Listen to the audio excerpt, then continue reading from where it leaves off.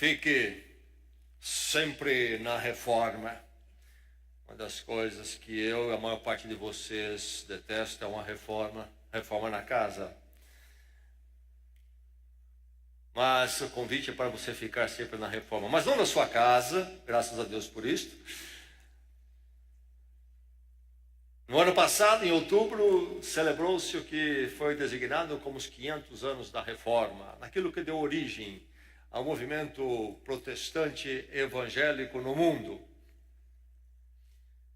A reforma protestante, a reforma que aconteceu na história, a luta para uma volta às Escrituras Sagradas. E queremos pensar um pouco mais nesta noite sobre o que foi este movimento, mas não querendo saber apenas o que foi o movimento, mas entender o que ele nos ilumina, nos instrui segundo as verdades da palavra de Deus.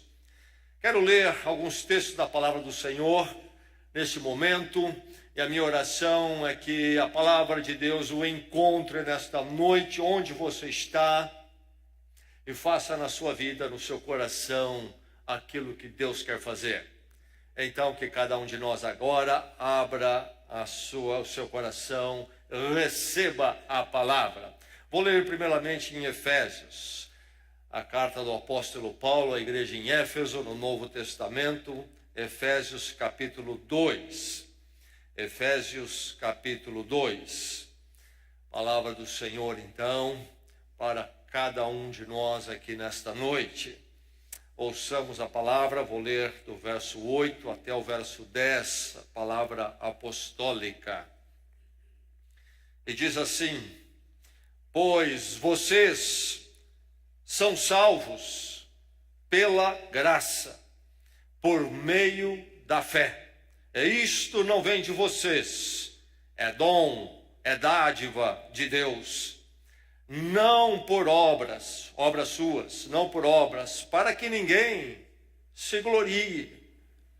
Porque somos criação de Deus, realizada em Cristo Jesus, para fazermos boas obras, das quais Deus preparou antes para nós as praticarmos.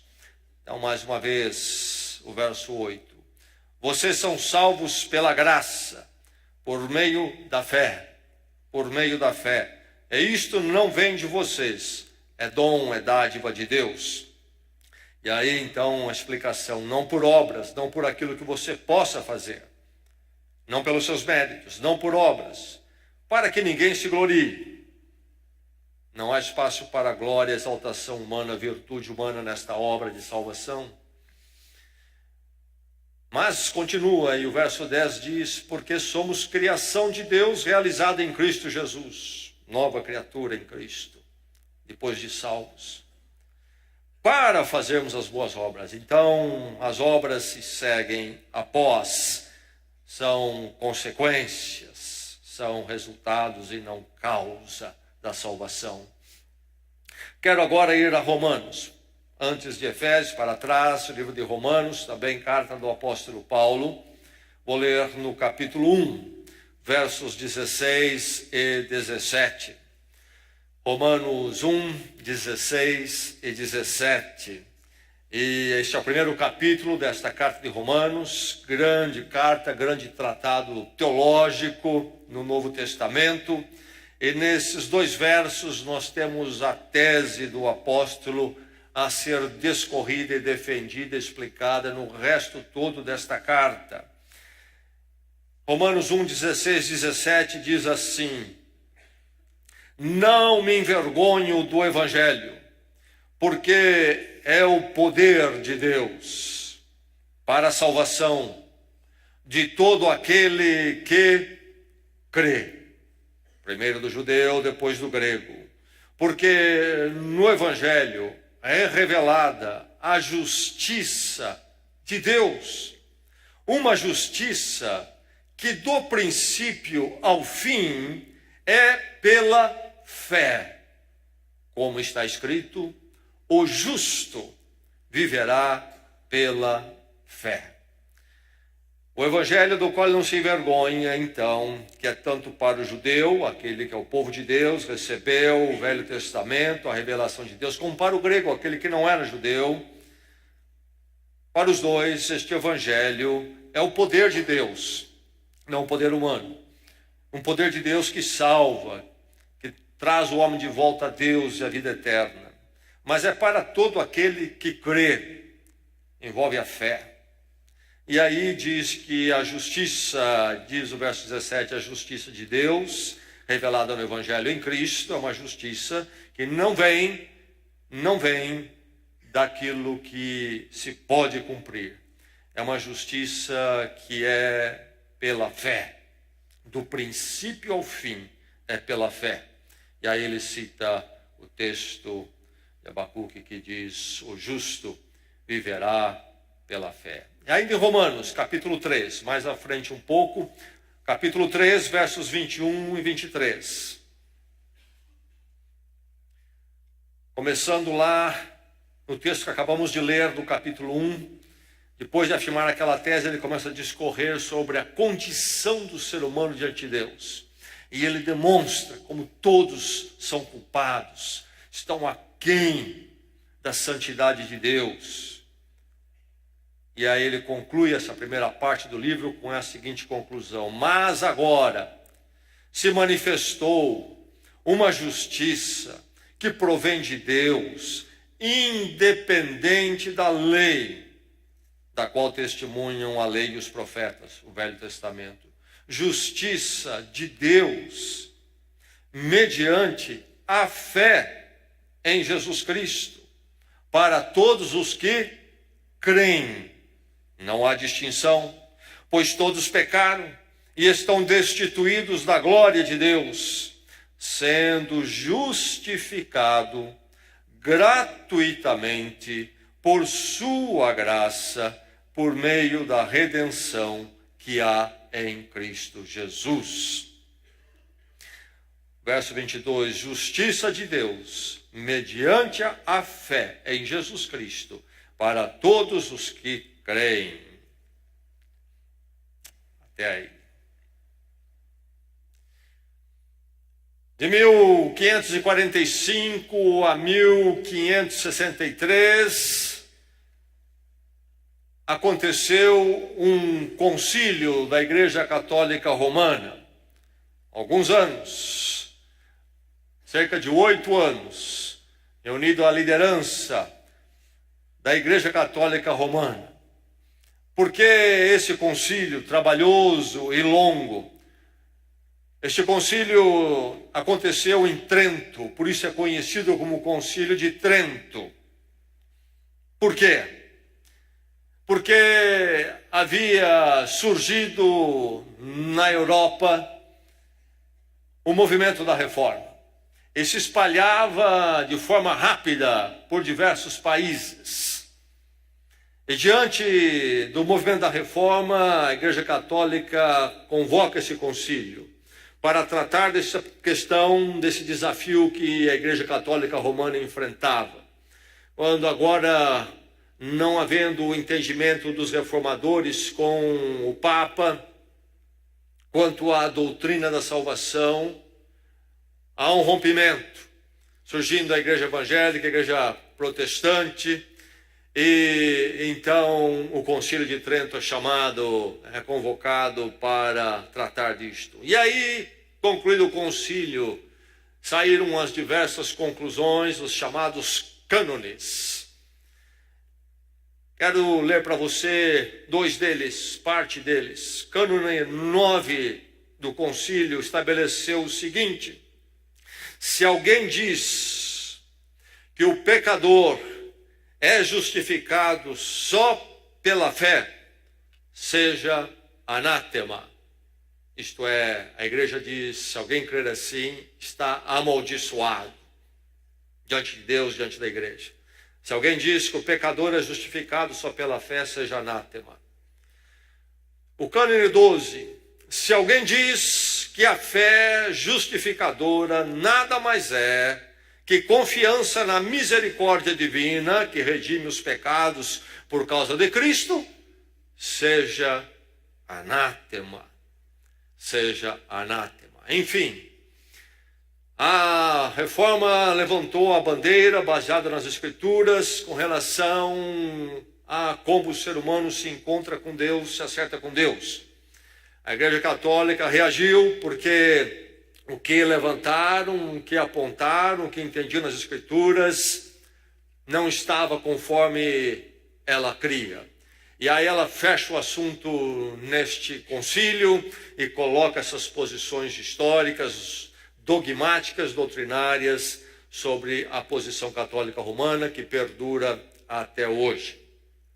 A reforma, movida pelos chamados protestantes evangélicos, foi um movimento de diversas faces, com diversos líderes.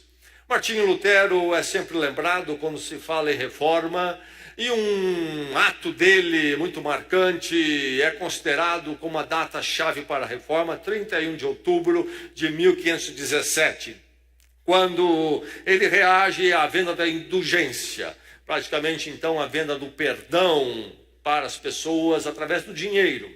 Enviados papais do Papa iam ali pela Europa vendendo indulgência. E um passa por perto da cidade de Wittenberg, onde Lutero lecionava, um monge Lutero, e professor ali da Universidade de Wittenberg, professor de teologia. E então Lutero tem esse contato muito próximo ali com esta venda de indulgência. Ele reage e coloca 95 teses na porta da igreja, que era um ato para convocar então ali os eruditos da localidade, da universidade, para debaterem essa questão. Esse é chamado marco da reforma. Mas reformadores existiram antes de Lutero, no 12º século nós já temos reformadores, e outros até antes, e outros depois, e além de Lutero, outros aconteceram. Calvino, outro grande nome da reforma na Suíça, também Zwinglio, outro reformador na Suíça, enfim, diversos. Mas esse movimento aí amplo, e que tem tantas facetas, foi definido através de alguns lemas. E os lemas são somente as Escrituras, somente a graça, somente a fé, somente Cristo e somente a Deus glória. 5 lemas que resumiria tudo o que a reforma propôs. Somente as Escrituras, isto é, a autoridade sobre o que é a fé cristã, é a Bíblia, a palavra de Deus, escrita e revelada. Não se estabelece autoridade na igreja, não é pelos documentos da igreja, nem mesmo pelos concílios, mas pelas Escrituras primeiramente. As outras coisas têm o seu lugar, mas estão debaixo do julgamento da autoridade das Escrituras. Então, somente as Escrituras. E à luz das Escrituras entenderam que somente Cristo, Ele é o mediador suficiente e pleno, Deus encarnado, sacrifício na cruz para o perdão do ser humano, obra plena, completa, suficiente, e só Ele pode ser o mediador e não há necessidade de mais ninguém. Então, somente Cristo, segundo as Escrituras, a autoridade maior. E sendo somente Cristo, então somente a graça, isto é, somente a dádiva de Deus, do perdão, da misericórdia de Deus em Cristo. Em Cristo, Deus se deu por nós, tomou o lugar do ser humano, então graciosamente propicia o perdão do ser humano. E aí então, somente a fé, porque o ser humano pode ser alvo desses benefícios todos que as Escrituras revelam, na graça e da obra de Cristo, pelo crer, e apenas o crer, e não o fazer. Não é por merecer, mas é por crer. E aí então se explica por que o Concílio de Trento reagiu da forma que reagiu em relação à fé, e negando essa questão de somente a fé. não que o concílio negou que a fé era necessária e fazia parte da salvação, do encontro com Deus, mas negou que é somente a fé. Fica bem claro nos cânones que eu citei, que deixa aberto que é preciso algo mais do que a fé. É preciso também o mérito humano em tudo isto. Nós lemos alguns trechos das Escrituras nesta noite, poderíamos ler muitos outros, mas esses são muito claros e suficientes, tratam especificamente desse assunto e esclarecem esse assunto somente a fé. E o que é que nós podemos dizer sobre isso tudo? O que é que a palavra de Deus tem para você nesta noite, quando lemos esses textos? Recorra à única atitude necessária.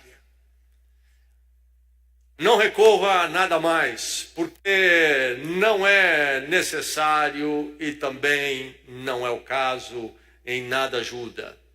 Recorra à única atitude necessária. Qual é esta atitude? Somente a fé. Recorra à única atitude necessária do crer na justificação. Crer na justificação. O ser humano tem um problema ou não tem um problema? E eu falo de um problema central. O ser humano gira redondo ou ele é mais como um pneu bem descalibrado ou desbalanceado? Tudo está tranquilo com o ser humano enquanto indivíduo e enquanto sociedade, ou as coisas estão problemáticas? É um ser complexo que não dá muito certo, ou é um ser humano que dá muito certo e quando ele se agrupa como sociedade, dá mais certo ainda? Há um problema? Certamente que há. Por isso que há tanto trabalho sendo feito em relação ao ser humano. E vamos encontrar esforços religiosos e vamos encontrar esforços seculares, humanistas. As ciências humanas são sobre o quê? Sobre isto. O ser humano tem algum problema e precisamos resolver com as nossas capacidades humanas. As opções religiosas criam o seu programa, dado entendimento de divindade, de transcendência, e como é que o ser humano se acerta com isto, e se acertando com isso, então poder se acertar consigo mesmo e a sua existência. Enfim, o problema existe. Mas qual é o problema do ser humano? Porque quando se sai para se solucionar o problema humano, primeiro precisa se diagnosticar qual é esse problema. E qual é o problema do ser humano? E aí então nós podemos dizer se os caminhos de solução se aplicam ou não. Dar um remédio sem primeiro saber qual é a doença é complicado. Qual é o problema do coração humano, da existência humana? Quero apenas esta noite deixar bem claro que as Escrituras, bem claro, dizem que o problema do ser humano chama-se pecado.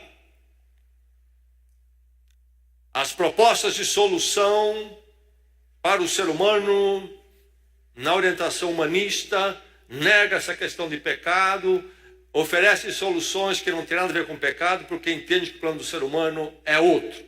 Se pegar uma dada corrente de psicologia, há diversas, falam-se mais de 200 hoje, 200 escolas, cada um diz uma coisa, cada uma delas vai dizer que o plano do ser humano é isso, é isto. E aí vai tentar com as terapias corrigir isto, seja lá o que for. As Escrituras são muito claras, o plano do ser humano é moral, é de culpa, pecado. Ele rompeu com Deus, não vive mais para Deus. Ainda que religioso, mas religioso também na orientação do próprio ser humano, como ele entende Deus e como ele acha que deve tratar Deus e se acertar com Deus. As Escrituras dizem que o ser humano tem um problema muito sério, fundamental. O seu rompimento com Deus e uma vida que não é vivida plenamente para a glória de Deus, segundo a vontade de Deus. E aí está o plano do ser humano. Deixo com você a informação da palavra de Deus. Romanos 3, li para você. Romanos 3, 23, 21 a 23. O apóstolo diz, porque todos pecaram. E ele deixa bem claro, judeus e gregos. Os judeus têm uma herança maravilhosa. É o povo que Deus levanta na história da humanidade para revelar-se ao ser humano que tinha perdido, então, o seu contato com Deus. Tremenda herança. Chega Jesus Cristo através da nação de Israel. É o plano de Deus. E os judeus, nos dias do apóstolo Paulo, dividiam o mundo em dois grupos. Nós, os judeus, e vocês, gregos. Porque o mundo tinha sido tomado pela cultura grega. Mesmo durante o Império Romano, a cultura grega havia formatado a cabeça das pessoas e das culturas. Então havia os gregos, os outros, e nós, os judeus. O apóstolo Paulo vai dizer: a herança dos judeus é gloriosa. Mas, com relação ao pecado e à culpa, tanto judeu como grego, todo mundo está debaixo da culpa. Todos são pecadores. E aí porque ele diz, então, que todos necessitam da graça e do perdão em Jesus Cristo. Enfim, qual é o problema do ser humano? Como é que isso se resolve? A solução é humana ou é divina? É através de Deus em Cristo ou há outras formas de se resolver a questão humana? Quando você olha as propostas humanistas, seculares, e olha as propostas religiosas, você vai encontrar algo em comum a todas as religiões e também as propostas seculares humanistas e as religiosas. Há algo em comum a tudo isto. Seja qual for a solução, ela é baseada no esforço humano. Ele faz por merecer e ele pode fazer por merecer. Está no ser humano consertar-se a si mesmo, nos esforços religiosos, nos esforços humanistas, nos conhecimentos humanistas. O ser humano dá um jeito nele. O Evangelho caminha numa direção totalmente oposta disso. O Evangelho diz que o ser humano é culpado e ele não pode fazer por merecer a solução, que é o encontro com Deus. Nada pode ele fazer. E aí então surgia dentro do cristianismo, com a reforma, a chamada questão da justificação. E você ouviu nesses textos a palavra justiça, a palavra justificação nesses textos bíblicos que eu li. E precisamos entender isto muito bem. Porque a questão toda então é, se o problema é com Deus, é a culpa e o pecado, o ser humano então está debaixo de condenação.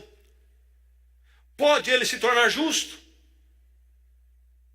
Os textos maravilhosamente dizem que sim, nós precisamos entender isto. Justificação. Toda vez que eu sou apanhado numa falha, eu me torno devedor, eu me torno culpado. Como é que eu conserto isto? Eu tenho que reparar isto, de alguma forma.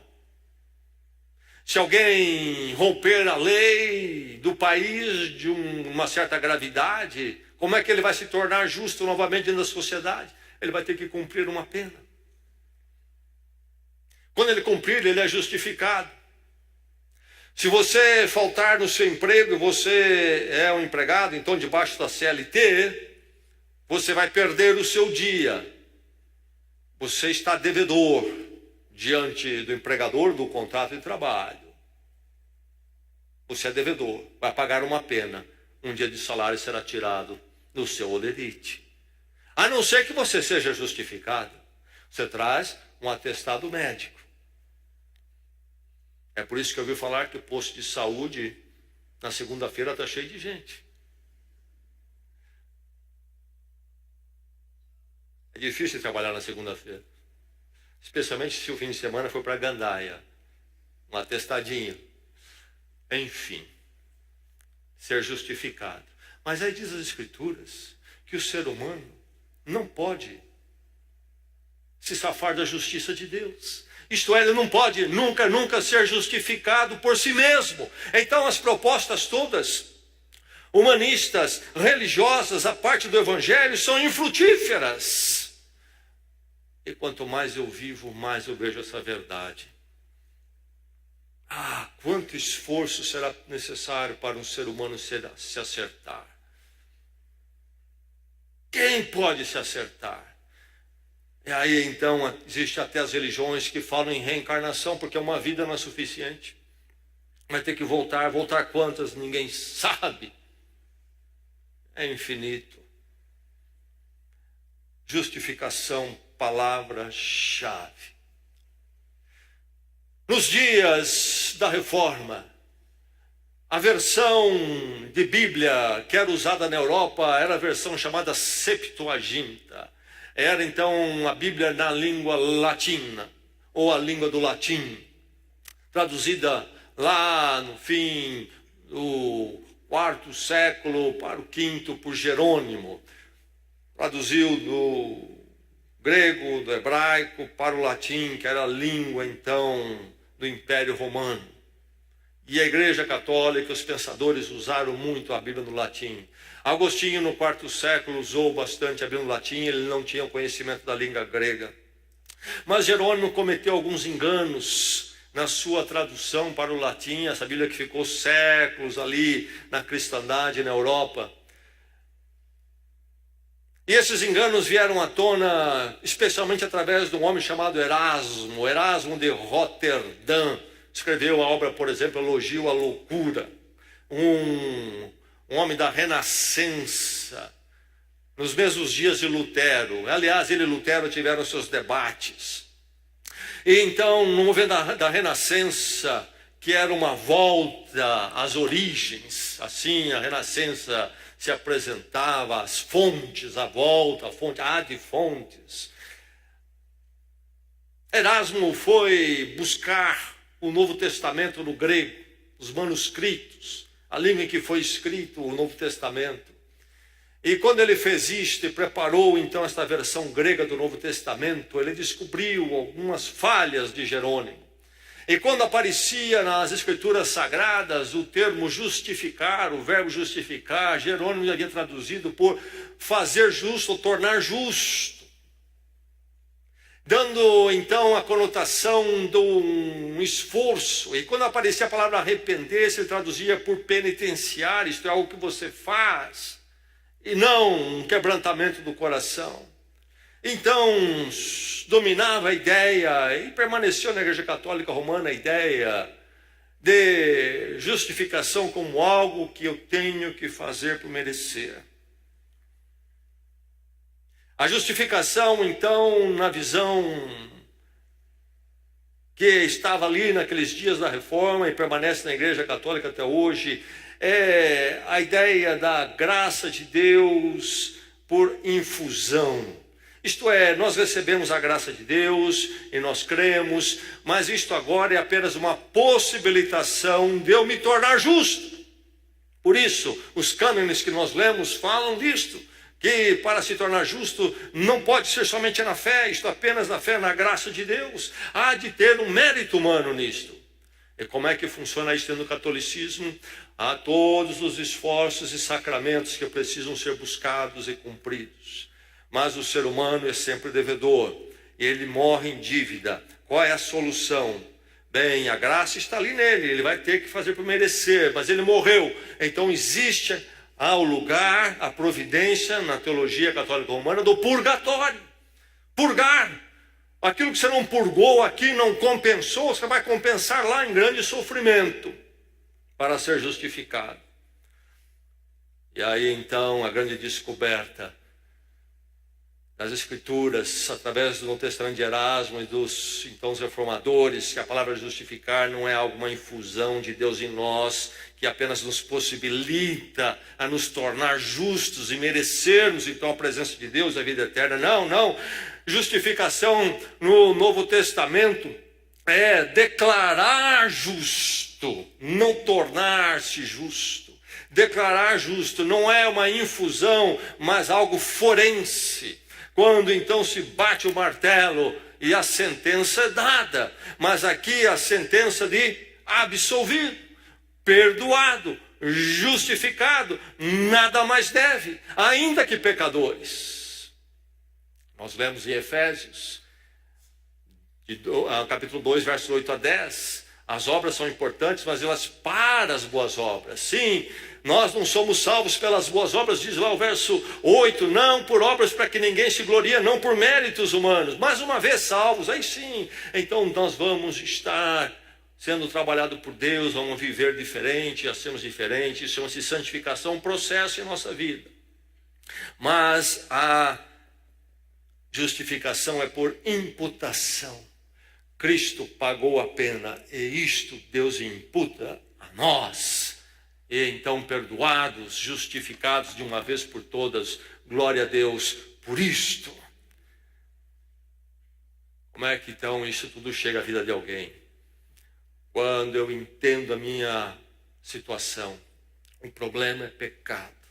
Meu problema primeiro é pecado. Por isso todos os meus desacertos com a vida, comigo mesmo, com os outros. Eu sou complicado por causa do pecado.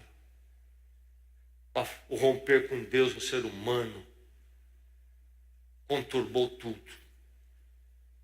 Então, eu preciso de um perdão, de uma justificação que não posso merecer ou comprar.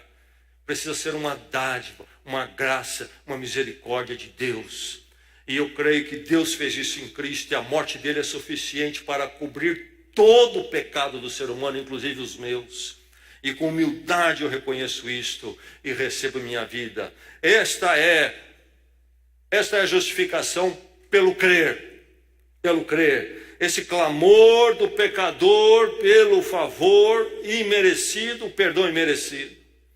Quando então ele se entrega a isto, recorra então à única atitude necessária do crer na justificação.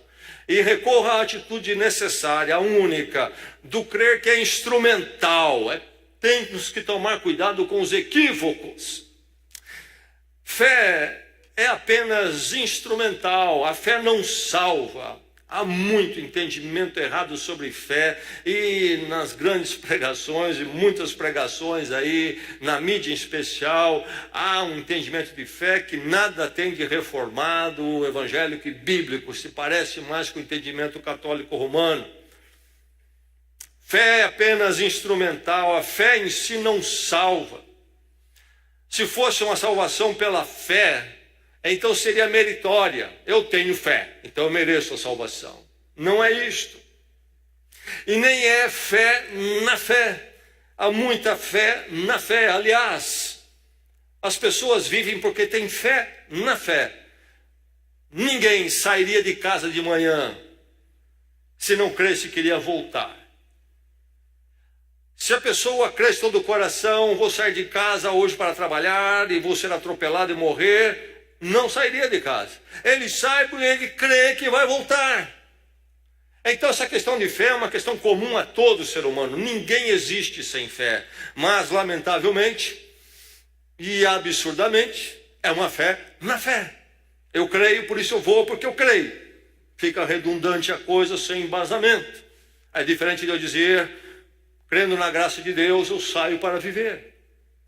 Mas não é fé na fé, a fé do Evangelho, a fé justificadora. Não pode haver a exaltação da fé, colocar a fé como aquilo que é central. E nem define o quadro da pessoa diante de Deus, o tamanho da fé. Fala-se muito em tamanho de fé. A fé da salvação muitas vezes é uma mão estendida de um trêmulo pecador, vacilante, que chegou ao entendimento da sua miséria e situação. A eficácia é de Cristo e da obra dele por nós e não da fé. Lembre-se disso. Não é a sua fé nem a fé de ninguém. Nossa fé às vezes é pobre, miserável e pequena, mas a questão é Cristo. Cristo e o que ele fez. Que obra é essa dele por mim? Essa é a questão. Fé é se encaminhar e responder à palavra pregada. Aliás, Romanos 10, o apóstolo Paulo diz que a fé vem pelo ouvir e ouvir da palavra, através da pregação. ouvi a palavra anunciando a justificação graciosa de Deus em Cristo. E, finalmente, entendi minha situação e respondi crendo. Então, crer é instrumental. Crer é instrumental. Recorra à única atitude necessária do crer absolutamente. O que é crer? Que crer é esta fé falada pelo apóstolo aqui, a fé do Evangelho. Que fé é esta? Já disse que o ser humano não vive sem fé. E a maior parte dos seres humanos falam em fé. Mas não é desta fé que o Evangelho está falando. Não é a fé forte que então faz tudo acontecer e dar certo. Não é sobre esta fé. Não é a fé do crer na existência de Deus. Eu creio em Deus. O que você quer dizer com isso? Deus existe. Não é isto. A maior parte dos seres humanos dizem ter essa fé. Creem que Deus existe. Não é isto. Não é crer no poder místico. Eu creio muito, por isso então tudo dá muito certo para mim. E há uma técnica de fé que faz as coisas. Com essa fé que eu tenho, esse tipo de fé, eu posso manipular, manobrar o poder espiritual transcendente a meu favor. Não é isso. A fé do Evangelho passa pelas verdades do Evangelho, a justificação em Cristo, a culpa humana, a solução em Jesus, a impotência humana. Na Idade Média se falava da fé em 3 etapas. Uma etapa era notícia, isto é, a informação. Nossa palavra notícia. Para ter fé eu preciso ter a informação. E a fé do Evangelho não acontece enquanto a informação não chega. Por isso a palavra foi dada a nós, à humanidade, para lermos e conhecermos. Por isso a pregação da palavra. Precisamos ouvir sobre o que é, quem é Jesus Cristo, qual é o problema meu, o problema do ser humano. A notícia em primeiro lugar. Mas esta é apenas a primeira fase do crer. Depois tem a segunda fase, que é do ascensus. O ascensus é o convencimento. Eu ouvi a notícia, eu ouvi a informação, eu me convenci de que é verdade. Isso é necessário para a fé. Mas não é ainda a fé do Evangelho. Eu preciso da informação, eu preciso ser convencido, sim. Mas a terceira etapa, a terceira fase, a fiducia, é o amor, é o desejo, é a entrega.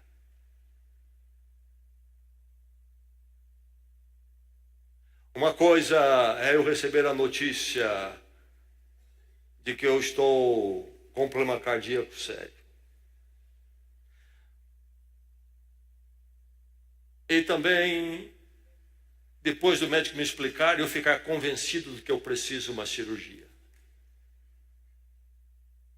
Notícia, ascensus. A informação, meu convencimento. Mas a fidúcia vem naquele dia que eu vou ao hospital e me entrego nas mãos do cirurgião. A fé do Evangelho não é apenas eu saber Jesus Cristo, que Ele morreu na cruz. A fé do Evangelho não é nem mesmo eu apenas estar convencido de que tudo isso é verdade.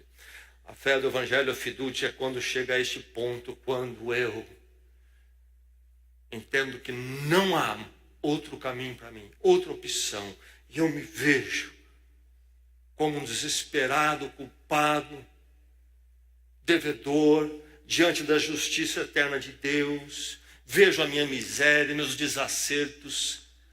Deixo o meu orgulho, que sempre quer justificar e quer resolver tudo por si só.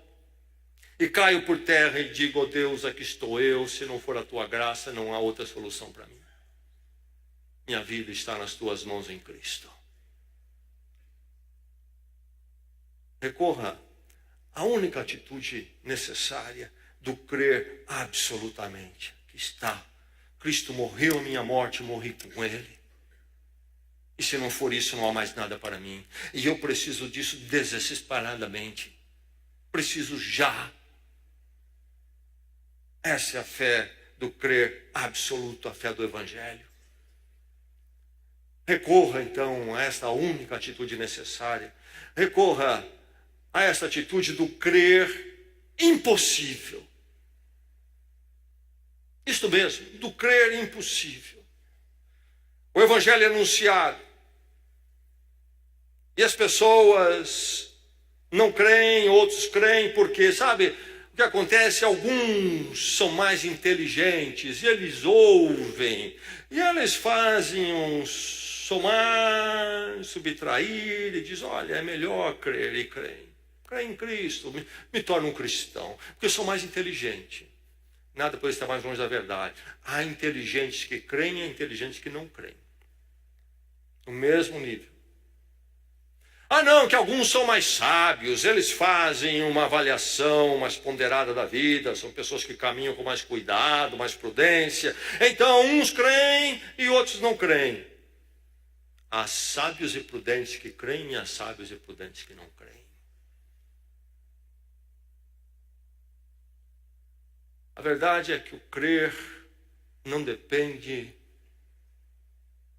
da virtude humana. Não é por obras, não é por fé meritória. Ah, eu sou melhor que você porque eu creio, você não crê. Eu sou superior. Se eu, como meu mérito aqui, glória humana, não por obras para que ninguém se glorie. A fé do Novo Testamento, a fé que a reforma trouxe de volta, a fé apostólica, a fé do Evangelho. As pessoas estão desejosas e dispostas a se arrepender e crer, mas não podem.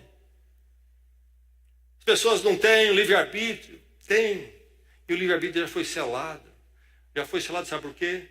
Para não crer. Sabe, Jessé, a pessoa ali, olha, tão boazinha, só falta se converter. Meu irmão, falta tudo. Vai para o inferno com todos os seus méritos. Sabe um negócio tremendo esse mistério? O bonzinho nunca se converte. De repente, aquele miserável, torto, um belo dia tem um encontro com Cristo e se converte. E o contrário também acontece. Ah, de onde vem essa fé?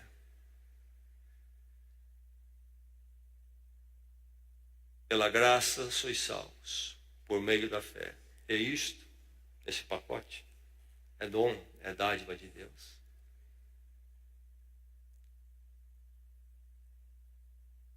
O ser humano não quer nada com Deus e o Evangelho. Sabia disso? Você foi assim um dia, se você hoje crê. Seu coração dizia não, não e não.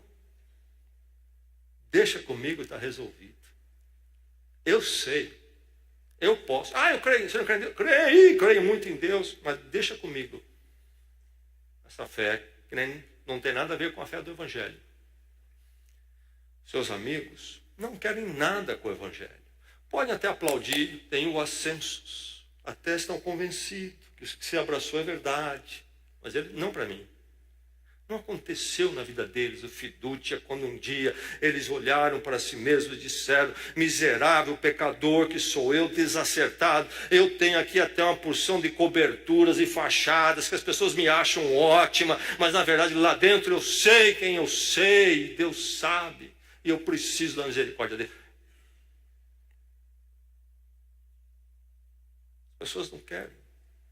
Eles querem caminhar nos seus caminhos, do seu jeito, seja como for, cometendo coisas terríveis ou tentando serem virtuosos por si mesmos, mas nunca serão perfeitos. Não é verdade? Não há ser humano perfeito. Todos são devedores.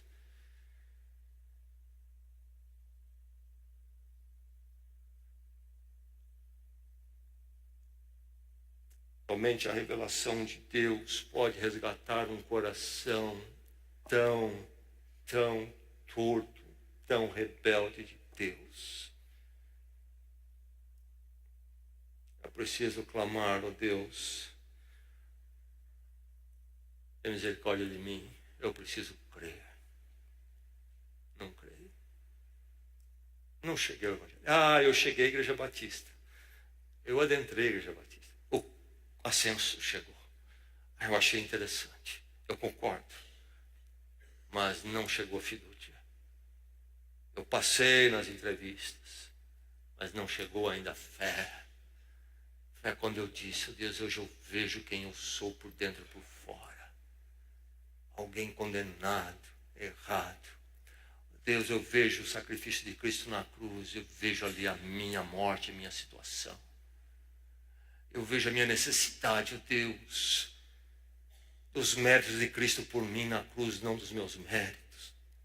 Ó Deus, eu vejo minha necessidade da tua graça, da tua justificação em Cristo. Tem misericórdia de mim, ó Deus. Como o ser humano carece da graça de Deus. Recorra à única atitude necessária. O crer. O crer que a graça de Deus provoca. Lá está o pai e a mãe, o filhinho de 4 anos. Pai e mãe marcaram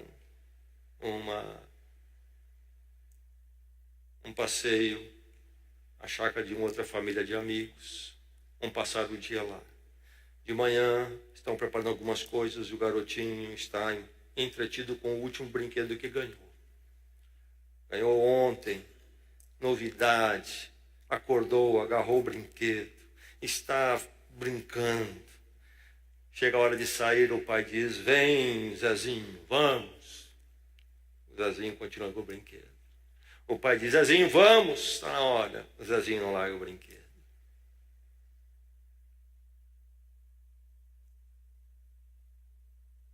Duas possibilidades. Uma, agarrar o Zezinho e ele sair esperneando, porque ele quer ficar brincando, e levar para o carro.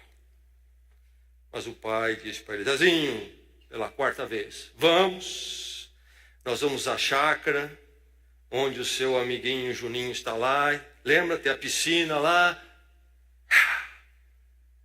O brinquedo perde todo o significado. Ele se volta e sai correndo para o carro. Graça de Deus brilha em nossa frente. Se torna irresistível. Enxergamos quem nós somos. A condição em que estamos é tão inferior, tão baixa. E nós não podemos fazer outra coisa a não ser dizer, eu creio, aqui está a minha vida, eu vou, Senhor. Lucas narra a morte de Jesus Cristo, a crucificação, o Evangelho de Lucas. E uma parte da narrativa dele diz o seguinte: um dos criminosos que ali estavam dependurados lançava-lhe insultos. Você não é o Cristo? Salve-se a si mesmo e a nós. Diz os evangelhos que Jesus foi crucificado e ao lado dele 2 malfeitores, um à direita e outro à esquerda. Então diz o texto que um deles dizia a Jesus de uma forma irônica, sarcástica, você não é o Cristo? Salve-se a si mesmo e a nós. Mas continua a narrativa. Mas o outro criminoso o repreendeu, dizendo, você não teme a Deus, nem estando sob a mesma sentença. Nós estamos sendo punidos com justiça, porque estamos recebendo o que os nossos atos merecem. Mas este homem, Cristo, não cometeu nenhum mal. E então ele disse, Jesus, lembra-te de mim quando entrares no teu reino. Jesus lhe respondeu, eu lhe garanto, hoje você estará comigo no paraíso. 2 ladrões. 2 na mesma condição.